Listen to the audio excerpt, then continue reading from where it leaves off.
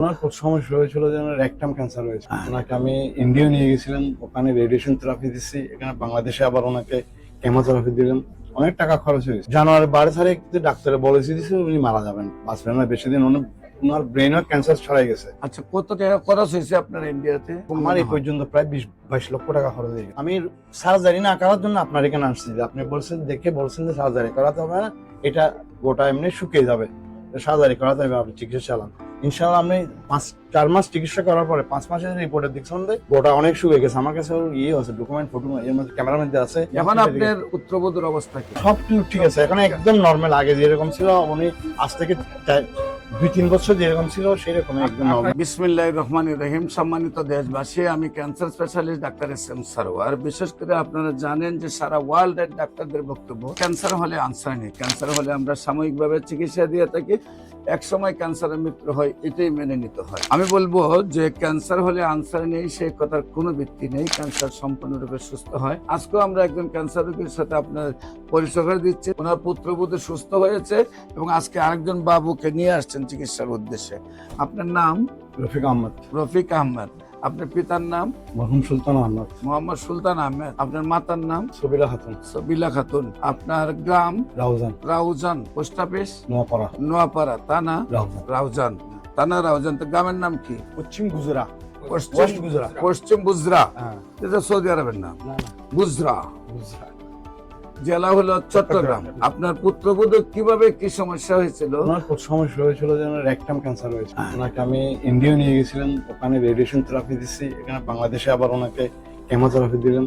অনেক টাকা খরচ হয়েছে। আপনার ইন্ডিয়াতে চিকিৎসা করেছেন, বাংলাদেশের চিকিৎসা হয়েছে, সেইখানে চিকিৎসা কি সুস্থ হয়েছিল? সেখানে চিকিৎসা সুস্থ হয় নাই। সেখানে চিকিৎসা এবছর হয়ে গেছিল গত মার্চ, এই বছরের জানুয়ারি 12 তারিখ ডাক্তারে বলেছে দিচ্ছে উনি মারা যাবেন, বাঁচবেন না বেশি দিন।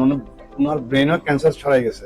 টাইমলাইন দিয়ে দিছে। হ্যাঁ, টাইমলাইন দিয়ে দিয়েছিল। উনি ডাক্তার অনেক নাম করা ডাক্তার, যিনি ওনার নাম বলবো না, কিন্তু উনি বলছেন যে এরকম বিভাগীয় প্রধান, উনি নিউরোলজির ডাক্তার। উনি বলছেন ওনার ব্রেনও ক্যান্সার ছড়াই গেছে। আচ্ছা, কত টাকা খরচ হয়েছে আপনার ইন্ডিয়াতে? ইন্ডিয়া থেকে বাংলাদেশে এই পর্যন্ত আমার প্রায় অনেক খরচ হয়েছে। সেটা বললে একটা লজ্জার ব্যাপার।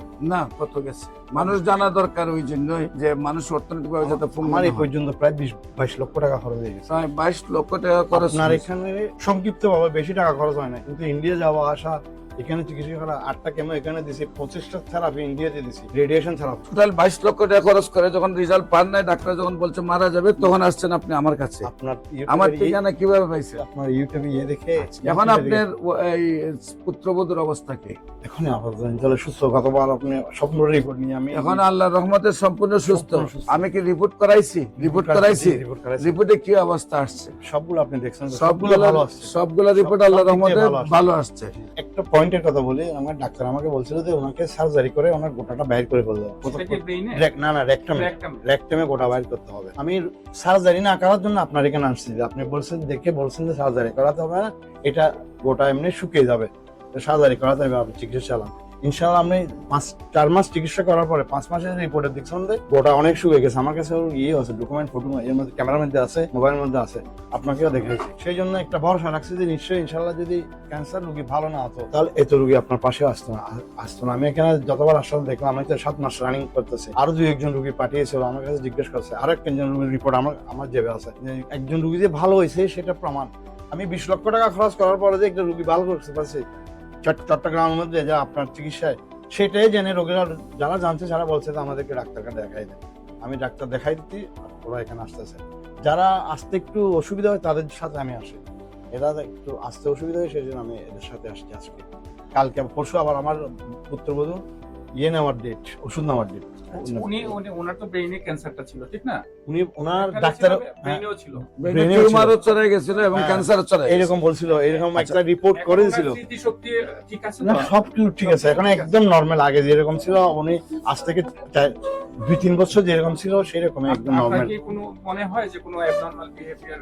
না না না, এখন ওনার কাছে আমি সবসময় জিজ্ঞেস করি, তোমার যদি কোনো একটা প্রবলেম লাগে আমাকে বলবে, আমি ডাক্তারের সাথে আলাপ করবো। সম্মানিত দেশবাসী, আমি বলবো যে আপনারা যারা এই ভিডিওটি দেখছেন, ওনার পুত্রবধূর জন্য দোয়া করবেন। আর এরকম শ্বশুরও পাওয়া কঠিন যে পুত্রবধূর জন্য 22 লক্ষ টাকা খরচ করছে ইন্ডিয়া থেকে। এরকম দোয়া করি ওনার মতো শ্বশুরও বেঁচে থাক, বাংলাদেশ সব শ্বশুর এমন হয়ে যাক, আর বৌমারও এমন হয়ে যাক যে শ্বশুর যেন 22 লাখ টাকা বৌমার জন্য খরচ করে।